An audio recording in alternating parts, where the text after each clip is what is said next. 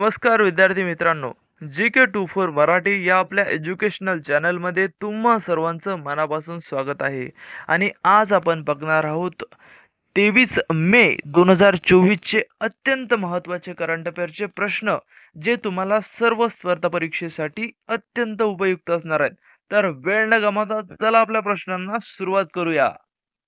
तर आपला सर्वात पहिला प्रश्न आहे, नुकतेच नैसर्गिक आपत्तीपासून स्वतःला वाचवण्यासाठी ड्रीम्स प्लॅटफॉर्म कोणत्या राज्याने लॉन्च केला आहे? तर याचं योग्य उत्तर आहे आसाम.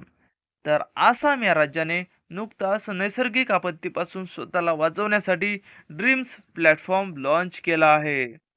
आपला पुढचा प्रश्न आहे, नुकतीच कोणत्या उद्योगपतीने इंडोनेशियामध्ये स्टारलिंक इंटरनेट सेवा सुरू केली आहे? तर याचं योग्य उत्तर आहे इलोन मस्क.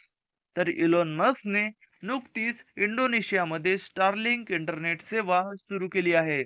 आणि इलोन मस्कचं हे स्वप्न आहे की तो सर्व जगात आपली स्वतःची इंटरनेट व्यवस्था निर्माण करणार आहे, असं त्याचं स्वप्न आहे. तर वळूया आपल्या पुढच्या प्रश्नाकडे. नुकतीच कोणत्या संस्थानाने उत्तर भारताच्या प्रदूषणावर व त्याच्या परिणामावर एक रिपोर्ट जारी केली आहे? तर याचं योग्य उत्तर आहे IIT जयपूर. तर IIT जयपूर या संस्थेने नुकतीच उत्तर भारताच्या प्रदूषणावर व त्याच्या परिणामावर एक रिपोर्ट जारी केली आहे. आपला पुढचा प्रश्न आहे, दरवर्षी आंतरराष्ट्रीय जैवविविधता दिवस कधी साजरा करण्यात येतो?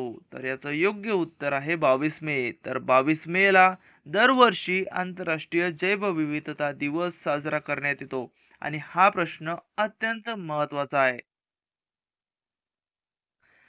जागतिक पॅरा ॲथलेटिक चॅम्पियनशिपमध्ये भारताच्या दीप्ती जीवनजीने कोणतं पदक मिळवलं?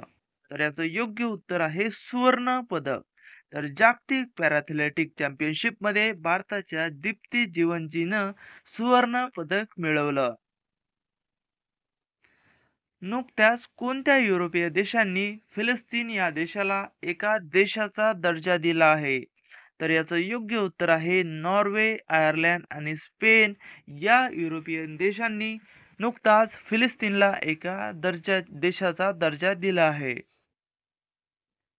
आपला पुढचा प्रश्न आहे, नुकताच ट्रॅव्हल्स अँड टुरिझम इंडेक्स 2024 कोणत्या संस्थेद्वारे जाहीर करण्यात आला?